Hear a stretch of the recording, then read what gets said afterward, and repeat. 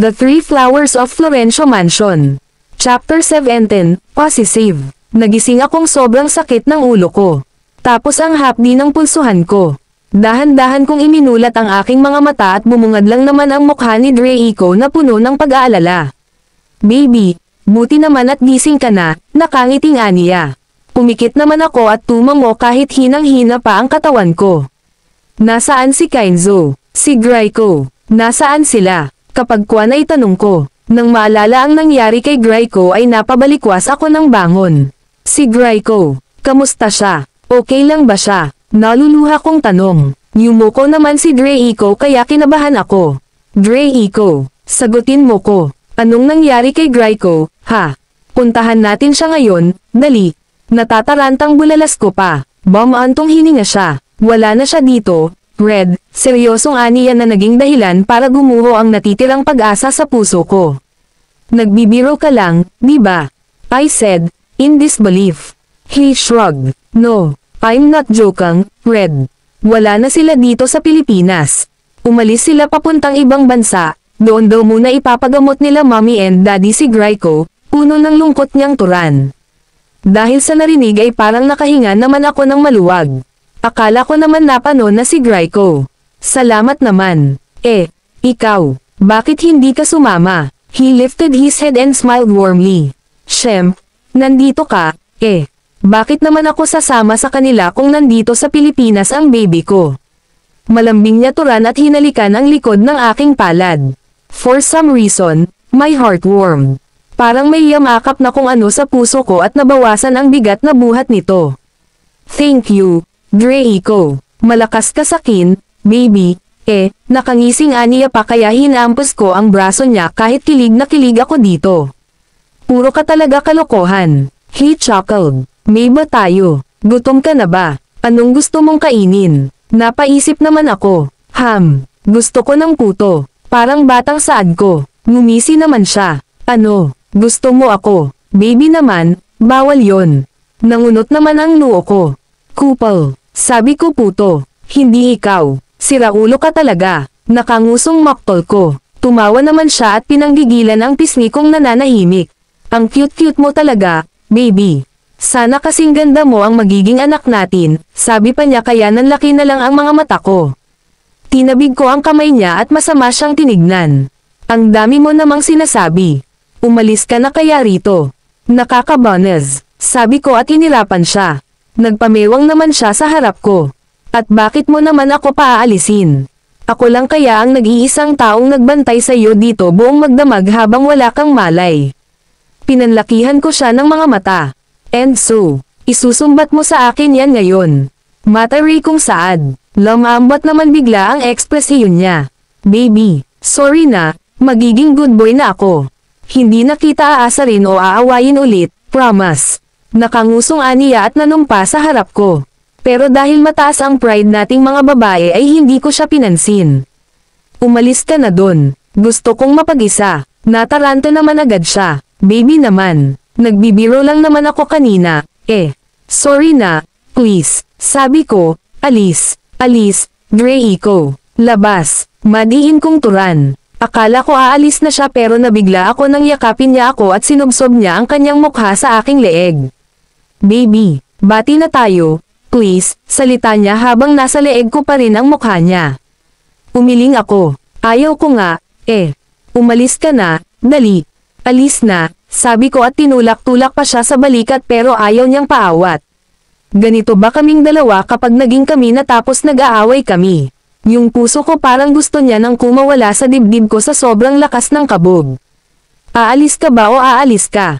Ulit kong tanong. Umangat ang kanyang ulo mula sa aking balikat kaya napatingin ako sa kanya. Seryoso ang kanyang mukha. Siya naman kaya ang galit ngayon. Aalis na ako. Sorry ulit. Aniya at naglakad na palabas ng room ko. Napalunok naman ako nang makaramdam ako ng guilt. Gagey, ano nang gagawin ko? Susuyuan ko ba siya? Ngek, ayan umalis na. Ano na ngayon, Red? Ang arte mo kasi, ayan, iniwan ka tuloy. Aawayin ko sana ang sarili ko nang biglang narinig ko ang pag-creak ng pinto kaya napalingon ako doon, umaasang bumalik si Draco. Pero laking gulat ko na lang nang hindi si Draco iyon. Anong ginagawa mo dito? Kunot noong tanong ko. Tinaasan naman niya ako ng kilay. Siyempre, di nadalaw ka, babae. Anong gusto mo, huwag kitang dalawin. Salubong ang kilay na saad nito. Napalunok naman ako. Hindi naman sa ganon. Ang akala ko kasi umalis kayo. Sabi ni Dre ikaw nagpunta daw kayo ng ibang bansa. Tak ang saad ko. Lumapit naman siya ng dahan-dahan sa kinahihigaan ko. Hindi ako sumama, seryosong saad niya. Ha, bakit naman? He sighed. A lot of reasons, babae. Una, may pasok pa ako, I don't want to risk it. Tsaka ayaw ko sa ibang bansa, gusto ko dito sa Pilipinas, aniya at sumulyap ng bahagya sa akin. Lalo lang akong nalito kaya musmuso ako. Pero paano si Graiko? Kailangan niya kayo. I know. He trailed off. He needs US, pero nandoon din naman si dad and mom kaya alam kong hindi naman nila pababayaan si Graiko. They have lots of money and I know that Graiko is out of danger, dugtong niya at umupo sa tabi ko. Hindi naman ako nakasagot. Okay na ba ang pakiramdam mo? Kapag kuwan ay tanong niya, I nodded. Okay lang ako. Medyo mahapdi pa rin tong pulso ko pero okay na rin naman, sagot ko naman. Nangunot ulit ang kanya noo. Patanjin, he said looking at my wrist. Umiling naman ako. Ko nga, baka mas sumakit lalo kapag hinawakan mo. Tanggi ko pero sinaman naman niya ako ng tingin. Gaga, hindi kita sasaktan, no? Dadahan-dahanin ko naman, seryoso pa ring saad niya. Bakit ba ang seryoso mo? Tanong ko bigla kasi napapansin ko lang. Ngumiwi siya. Anong gusto mo? Mag-joke ako dito ngayon. Tawanan kita. Gusto mo tawanan ko yung kalagayan mo. Seryoso at medyo sarkastikong saad na naman niya. Okay, ang attitude mo. Sabi ko nga mananahimik na ako, nakangusong saad ko at hinirapan siya ng palihim. Good. Ngayon akin na yung pulso mo. Titignan ko lang. Wala naman to, Maayos na nga. Huwag mo nang tignan. Ungot ko na naman. Sinama na naman niya ako ng tingin. Akin na, babae. Ayoko. Isa. Ayaw nga. Dalawa. Sabing aya. Tatlo. Kainzo, bulalas ko dahil sa bigla. Nasa 1 inch na lang ang pagitan ng mga mukha namin. Nakatunghay siya ngayon sa akin at nakatukod ang 2 kamay niya sa magkabilang gilid ko. He smirked. Ayaw mo pa. Nahigit ko ang aking hininga. Lumayo ka, Kainzo, nang hihinang sambit ko. Mas lalo siyang ngumisi. Paano kung ayoko din? Taas kilay niyang sabi. Umalis ka na, baka may pumasok. You know, your lips look sweet. Parang gusto kong tikman, aniya habang nakatingin sa aking bahagyang nakaawang na mga labi. Ano bang pinagsasabi mo, Kainzo? Nanginginig kong saad. Itinikom ko ang aking bibig. Hindi naman siguro magagalit si kuya kung titikman ko yung labi mo. Hindi pa naman kayo, di ba? He teased. At doon ay natauhan ako. Naitulak ko siya gamit ang natitirang lakas na meron ako. Ang bastos mo. Wala ka bang galang sa kuya mo? Sigaw ko at dinuro siya. I shrugged away my beating heart. That's enough. Binabastos niya na ang kuya niya. Hindi pa naman kayo, di ba? Bakit galit ka na kaagad? Baka nga pagsawaan ka din niya, Alam ko ang ugali ni kuya and I'll tell you now, lalakoan ka din niya, he said as he smirked like a psychopath. I can't believe this. Is this even Kainzo? Kainzo, anong pinagsasabi mo? Gulat kong ani. I'm telling you the truth, babae. Marahas akong umiling. No, you are not telling the truth, Kainzo. Wala kang karapatan na husgahan ang kuya mo. Wala kang karapatan na sabihin na iiwan niya ako at sasaktan niya ako. Hindi mo naman alam kung gaano ako kamahal ng kuya mo kaya sino ka para magsalita para sa kanya. Sigaw ko ulit sa kanya. I felt my tears slowly falling from my eyes. Kung wala ka rin namang sasabihing maganda, mas better pang umalis ka na lang. Nang magangat ako ng tingin ay nandoon pa rin siya at nakatayo. His face stayed stern and his cold eyes are still not budging. Alis, Kainzo, umalis ka na. Sigaw ko. He was a bit taken aback, but didn't argue back. Umalis ka na, please, pagmamakaawa ko. Punong-puno ng luha ang mukha ko at nahihirapan na akong huminga dahil sa sunod-sunod na paghikbi. I'm sorry, babae, huling sambit niya bago nilisan ang kwarto ko. Note, Clear ko lang pong nasa hospital po si Yaya Red at nakakonfine po siya. Umiyak ako nang umiyak nang makaalis na siya. Bakit ganun siya kung makapagsalita? Baby, may dala akong pagkain, masiglang bati ni Draco, pero nang makita ang kalagayan ko ay agad siyang tumakbo papalapit sa akin at walang alinalang niyakap ako. Draco, I cried my whole heart out.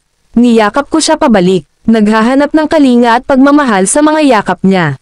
Umiyak ka lang. Ano ba kasing nangyari? May masakit ba? Bakit ka umiiyak? Nag-aalalang tanong niya. He caressed my hair while his other hand is caressing my back, trying to calm my nerves. Nandito lang ako, Red. Iiyak mo lang yan, aniya sa seryoso ngunit nag-aalalang boses. Bahagya akong lumayo sa kanya at tumigil na din sa pag-iyak. Pinunasan ko ang luhang damaloy sa aking pisngi at hinarap ko siya. Sigurado ka na ba talaga sa akin, Draco? Pwede ka pa namang umayaw. Huwag mo na lang ituloy ang panliligaw mo, saad ko na ikinabigla niya. His brows furrowed. Red, anong nangyari? Bakit mo sinasabi yan? Puno ng pangambang sabi niya. Yumuko ako. Natatakot ako. Natatakot akong masaktan mo, Draco. I honestly said. Lumamlam naman ang kanyang mga mata. He sighed before lifting my chin. Red, di ba sinabi ko naman sa'yong hindi kita iiwan? And I will never hurt you because you are precious to me. Napakalaki ko namang gago kung sasaktan kita at iiwan. You are one of a kind, Red.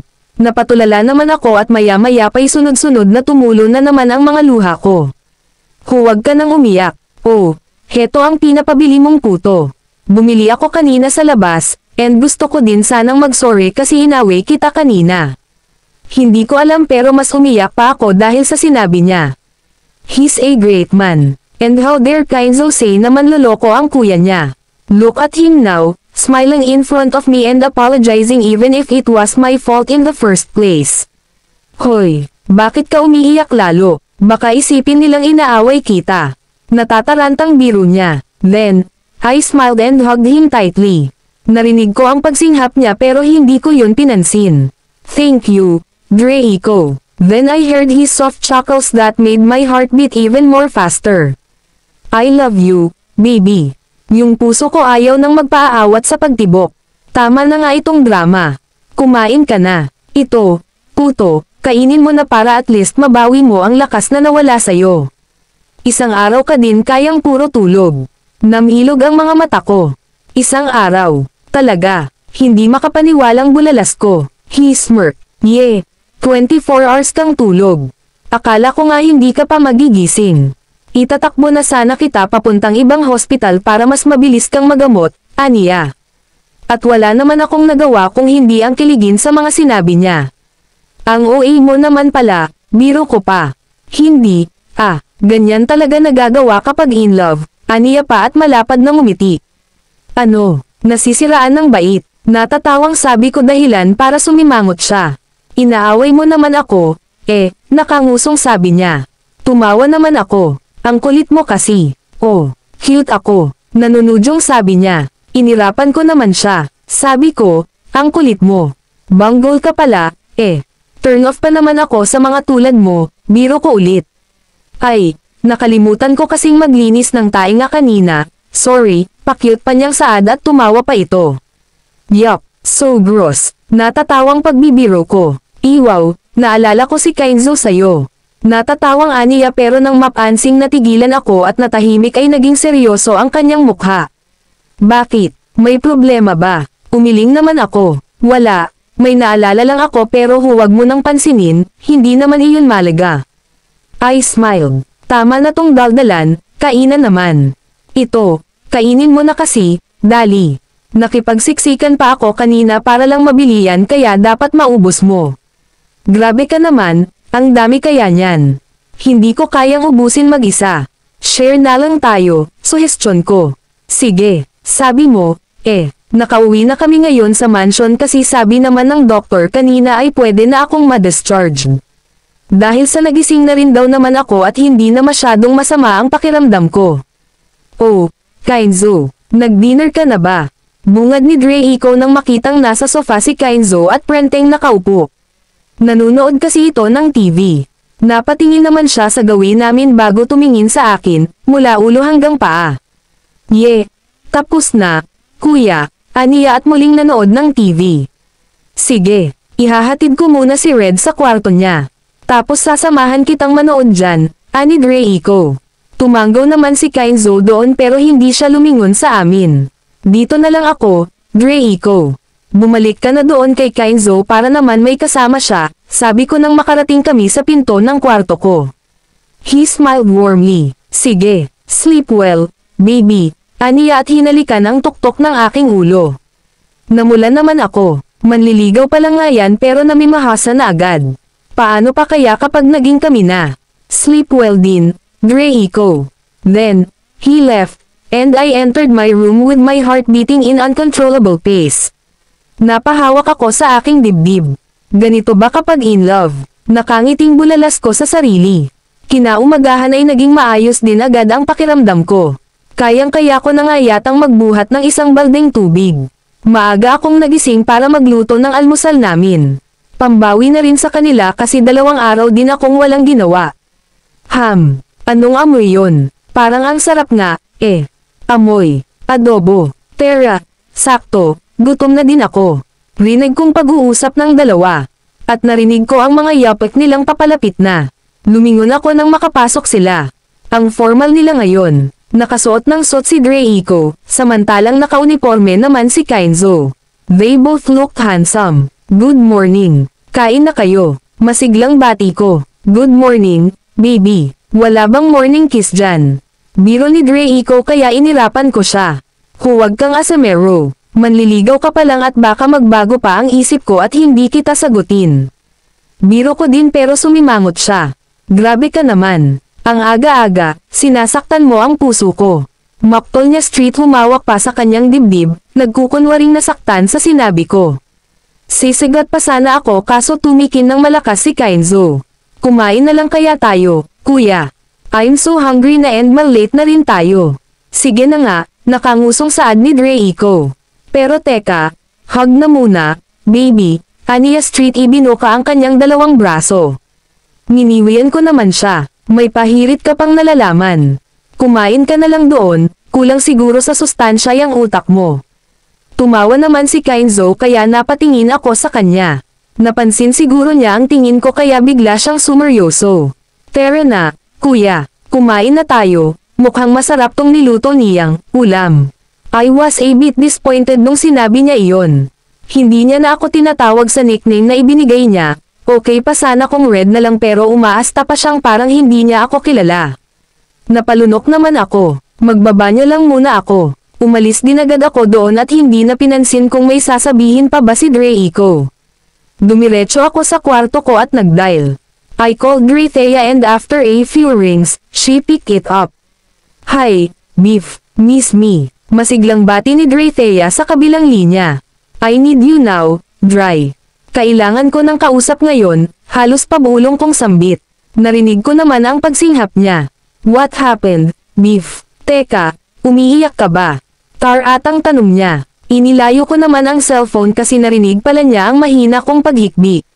Dry, gusto kitang makita, gusto ko munang umuwi, salita ko at hindi ko na napiligan ang pagpyok. Nanginginig din ang boses ko kaya alam kong alam na ni Drithea na umiiyak ako ngayon. Pupuntahan kita ngayon dyan, BFF.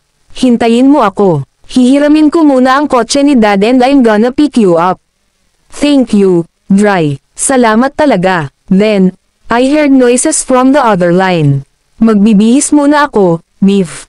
Wait mo lang ako, Pupuntahan na kita dyan. Sige, baby, Dry. And the call ended. Nahiga na muna ako ng mga ilang minuto bago naisip ang lumabas. Dumiretso ako sa dining para sana ayusin ang pinagkainan ng dalawa. Red, umiyak ka ba? Gulat na saad ni Draco. Pero mas gulat ako kasi akala ko umalis na silang dalawa. Hindi ko pa naman pinansin ang mga mata ko, kung namumula pa ba o malamlam. Nag-iwas ako ng tingin. Hindi. Napuwing lang ako, deny ko pa. Then I chuckled. Trying my best na huwag ay pakitang garalgal ang boses ko. Akala ko ba umalis na kayo? Sige, tawagin nyo na lang ako kapag aalis na kayo, Para liligpitin ko yung pinagkainan nyo, sabi ko nang hindi sila nililingon. Akmang maglalakad na ako palayo nang may humawak sa pulsuhan ko. Red, bakit ka umiyak? May masakit pa rin ba sa'yo? Seryosong tanong niya. Pinigilan ko namang maluhan nang magtama ang mga mata namin. Hindi, okay lang ako. Your eyes are red and puffy. Imposibleng hindi ka umiyak. Napaka-imposibleng napuwing ka lang. Hindi kumbinsidong saad niya. Sumagot ako. Okay lang ako, Draco. Umalis na kayo, baka malate ka pa. He shrugged. Hindi ako aalis hanggat hindi mo sinasabi kung bakit ka umiiyak. Bakit ba ayaw mong sabihin? Masakit pa rin ba ang katawan mo? Gusto mo bang I can find kita ulit sa hospital? Willing naman akong mag-absent sa trabaho para bantayan ka. Sabihin mo, please, he pleaded. I smiled at him. Hindi na kailangan, Draco. Okay na ang pakiramdam ko, sadyang na-miss ko lang umuwi sa bahay. Na-miss ko na sina mama at papa pati na rin ang kapatid ko, paglarasan ko. Lamambot naman ang kanyang mga mata at bigla niya akong niyakap. Akala ko naman may sakit ka pa, thank heavens, wala na. Wala na talaga, sabi at niyakap din siya pabalik. Nahinto lang kaming dalawa sa pag-uusap nang marinig ang sunod-sunod na busina sa labas. Si Kainzo ba yun? Tanong ni Draco. Nagkibit balikat naman ako. Baka si Drathea. Nagpasando kasi ako sa kanya. Gusto ko sanang umuwi sa amin, kahit isang araw lang. Miss ko na kasi sila, tsaka hindi ako nakapagpasko at bagong taon doon kaya siguro nangungulila ako ng lubos. Tumanggaw naman siya. Tara, tignan natin kung nandyan na siya. Hinawakan niya ang kamay ko. Namumula naman ako habang naglalakad kami palabas. The perks of having a boss admirer, grabe. Hello po, ako nga pala si Severi. Pinapanto po ako ng daddy at mommy nyo dito para maging bagong driver nyo. Nakangiting bungad sa amin ng isang binata. Wait, nakilala ko na yata to. Saan nga? Aho, sa fast food resto. Severi, nag-apply kang driver nila. Gulat kong bulalas. Napatingin naman tuloy sa akin ang binata. He smiled. Oy, ikaw si Ate Farea, di ba? Iyong nasa fast food. Nakangiting aniya. I nodded. Ako nga, ang liit naman ng mundo. Tumawa siya. Yes po, ate. Kailangan ko po kasi ng extra income para makapag-aral ako dito sa Manila kaya naisipan kong mag-apply bilang driver. Wow, nice, nice. So may bago pala akong kaibigan nito. Masayang sabi ko. Tumikim naman si Draco kaya napatingin ako sa kanya. Nakahawak pa rin pala siya sa kamay ko kaya nag-init na naman ulit ang pisngi ko. Nakalimutan mo yata ako, baby. Dumating lang yang batang yan, hindi mo na ako pinapansin. Nagtatampong saan nito. Hinampas ko naman siya sa braso. Huwag kang OA, kilala ko kasi siya kaya ganon ang reaksyon ko. I heard Severi chuckled. May nobyo ka pala, ate, tudyo nito. Sinaman naman siya ng tingin ni Draco. Stop teasing her, Draco. Ano ba, suwi ko pa. Mas bata po ako kay Ate Farea ng 2 taon kaya huwag po kayong mag-alala. Mga mas bata lang po sa akin ang pinapatulan ko. Hindi ko alam kung ma-offend ba ako o ano. Kahit na, akin lang siya. Sabi ulit ni Draco at hinigit ako papalapit sa kanya. Kung nakarating ka dito sa dulo pwede pahingi ng likes and subscribe kita-kita ulit sa susunod na chapter.